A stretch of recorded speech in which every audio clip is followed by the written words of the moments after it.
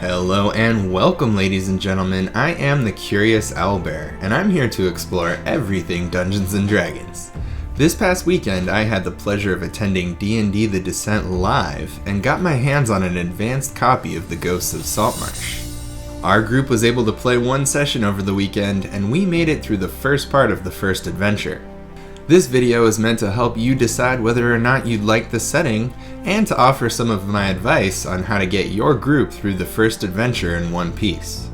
If you do not want to hear any spoilers for this adventure, this video is not for you. If there is any chance that you'll be going through this adventure as a player, I recommend stopping right now. Still here? Great. Let's start with the setting. Saltmarsh is an old town primarily geared toward fishing and trading. It is built on an ancient ruin, although there are few signs of this still in existence. The old wall on the north side of the town is one of these, and there are a few more scattered throughout some of the buildings. It lies within the kingdom of Keoland, which in the past few decades has utilized its strong navy and cavalry to expand its northern, eastern, and western borders. However, the kingdom has suffered some recent defeats. As such, the kingdom has ceased its outward expansion and begun to dedicate more of its funds toward improving the lives of its citizens. In the Forgotten Realms, Saltmarsh lies between Waterdeep and Neverwinter. The weather here is tempestuous, with winter storms, challenging seas, and rapid temperature shifts. It's nestled between the Hool Marshes, the Drowned Forest, and the Dreadwood. These locations are all plagued with powerful creatures and monsters, so they are great opportunities to throw in some side quests. The Keoland Kingdom is plagued with issues. As mentioned previously, its borders have been pushed back on the northern, western, and eastern fronts by its neighboring kingdoms. During the outward expansion of the kingdom, pirates to the south began calling themselves the Sea Princes and started raiding settlements up and down the Azure coast. One of these settlements was Saltmarsh, and pirates there took civilians as slaves. Many of the citizens remember these times and blame the crown for their lack of security. These citizens are used to resorting to whatever means necessary to survive, which has led to the boom of the smuggling industry in Saltmarsh. Now that the kingdom is focusing inwardly, they have identified Saltmarsh as having great potential for a trade city. Its harbor is protected, and it already sports 2 large ports. However, its reputation as a center for smuggling needs to be changed in order to attract reputable businesses. Therefore, the kingdom has sent in soldiers to begin cracking down on smuggling. In order to attract more business and tourism, the kingdom has also sent a dwarven mining operation in to begin excavating a mine east of Saltmarsh. This has led to a division in the minds of many of the public. There are those who wish to keep their status quo and their current way of life, while others support the crown in the hope of expanding Saltmarsh. All in all, this setting has a lot going on between the different factions of citizens, the powerful monsters in the vicinity, the pirate threat, the smuggling organizations, and of course the dwarven mining operation. I'm a huge fan of setting up scenes like this, and the campaign that I was running before we started Ghosts of Saltmarsh had a setting very similar.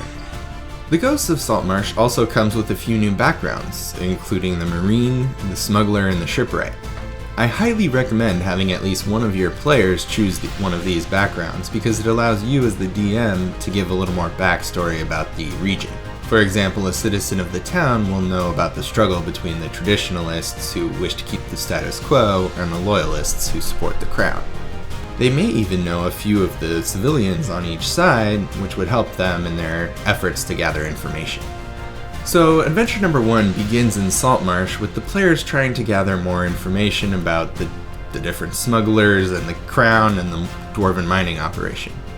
However, they quickly realize that there is a clear and imminent threat. 4 miles east of Saltmarsh, there is a haunted house.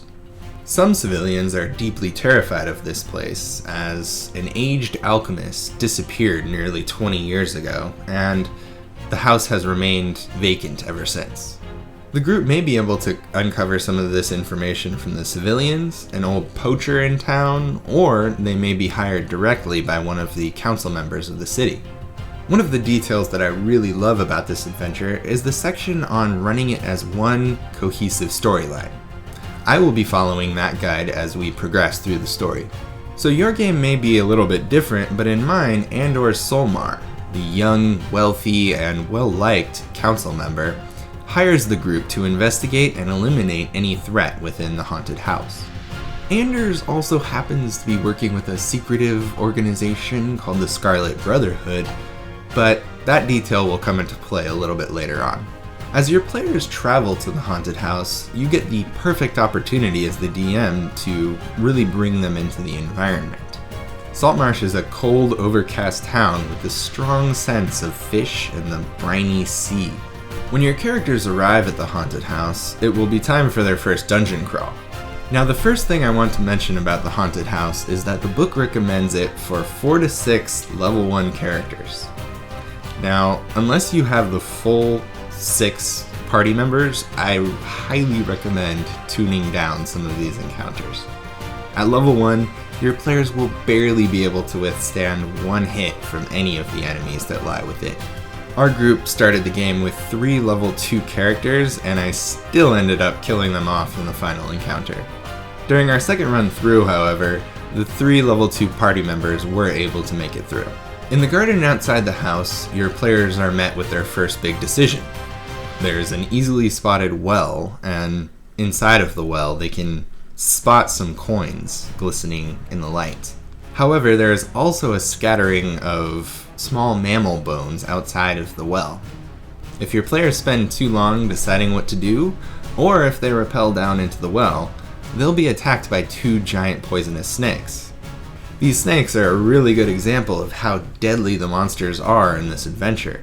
They're not real hardy, they have few hit points, but they have an amazingly strong poison attack that could easily down one of your level 1 party members in one hit. There is also a rose bush outside where 4 giant weasels have made their burrow. These are territorial creatures who will attack any that come close. So, depending on what your players do, they may already need to rest to regain some hit points, or they may have spent some of their valuable spell slots. However, if your players are successful outside, they'll be able to make their way into the haunted house from one of 2 entrances, the front or the back. Now, if they spoke to the old poacher in town, he may have mentioned a story about coming in through the back door and then being scared away by terrifying noises as he tried to make his way into the cellar. The haunted house features few traps or ability checks, but it does have several nice quirks that your players will discover fairly quickly. If your players make their way through the front entrance, they'll discover 2 sets of humanoid footprints that lead deeper into the mansion. Or if they enter through the back, they'll discover 1 set of footprints that leads downstairs.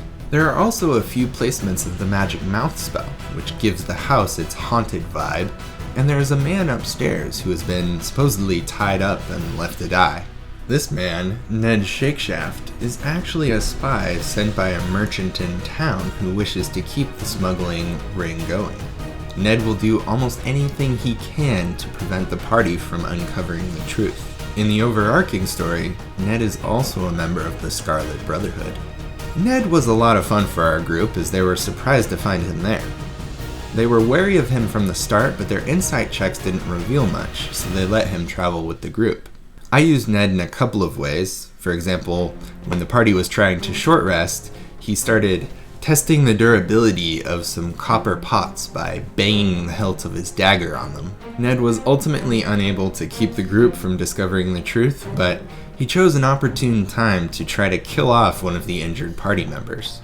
In retrospect, it would have been smarter to have Ned turn on the group during a fight, but due to the lower number of party members and the deadliness of the encounters, I chose to make this section a little bit easier. After making their way through the 2 upper levels of the house, they'll have discovered a few paths downstairs. If your adventurers are anything like mine, they will have made sufficient noise upstairs to alert the bandits in the cellar. If this is the case, your players will be walking into their first ambush with 2 bandits and a scout. This could be another extremely deadly encounter, as just about any of these creatures could knock down any of your party members in one hit. The group makes their way through the cellar level, eventually discovering a barred door that seems to have been pushed from the inside.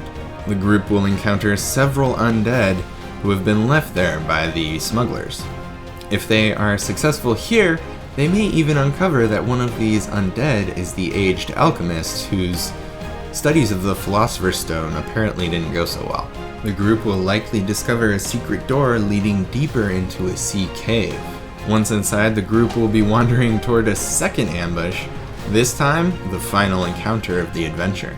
The smuggling ring apparently is led by a wizard named Sanballat. Sanballat is here with one bandit, one scout, and one hobgoblin, and an additional hobgoblin will join the fray momentarily. This encounter could go really well for your party if they choose to focus down the wizard. Once the wizard dies, the rest of the smugglers will attempt to flee for their lives. But my group did not focus the wizard.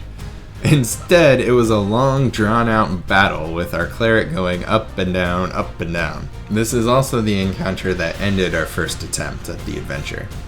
During the first attempt, my players did not explore much of the upper floors, which meant that they lost out on some of the loot that might have helped them here. Most notably, 2 doses of healing potion are hidden away. They had also spent a good majority of their spell slots in the fights leading up to it.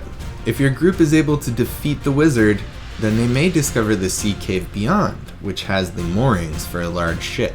Hopefully, they will have discovered some of the other clues in the house, including the scratches on the windowsill and a piece of parchment that details ship signaling. When your players successfully return to Saltmarsh, they'll be rewarded with 200 gold pieces, and Anders will report to the council for the next step of the adventure. In conclusion, I love this setting. I think it's great to have different factions struggling against one another while the story drives the players towards a much greater threat. This type of setting provides a lot for the players to do and explore in the town, but still develops a really strong plot. All of that being said, I really think that this introduction is Death House Volume 2. While it has fewer traps, the enemies inside are extremely deadly for a low-level party. Unless your players are veterans and know a little bit about the monsters or really know all of the abilities that their characters have, they may end up dying pretty quickly.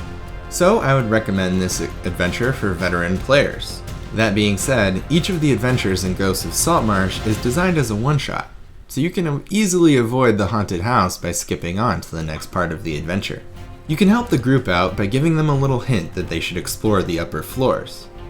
These floors have fewer enemies with more loot, including the 2 doses of healing potion, which could be the make or break factor in the final encounter.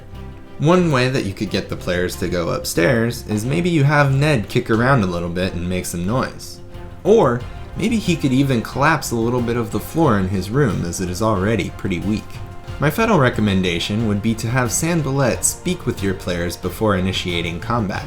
During our first attempt, I knew that my group was fairly low on resources, so I had Sanballat offer the group 250 gold pieces in exchange for leaving the haunted house. It would have been a bit tricky for me to continue the story had my players selected this option, but I think it's possible.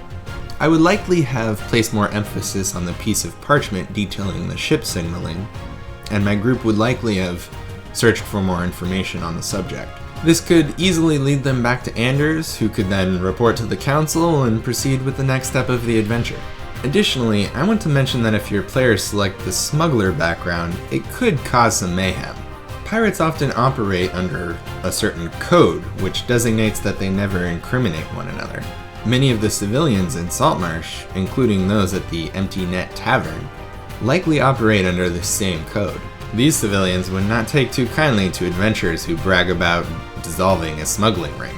The smuggler in our group would have preferred not to give any information to Anders, despite the fact that he is on the town council, and despite the fact that the smugglers appear to be aiding a hostile lizard folk settlement. This could present significant issue for the advancement of the adventure, as your players really do need to be invested in the dissolution of this smuggling ring. Make sure you subscribe and crit that notification bell, because I will be coming out with more Ghosts of Saltmarsh content in the coming weeks. I have also received a request for another drag and drop video from you guys, so look for that in the near future. If you've had the chance to start this adventure, Let me know about it in the comments. I'd love to hear how it went. Until next time, stay curious, adventurers.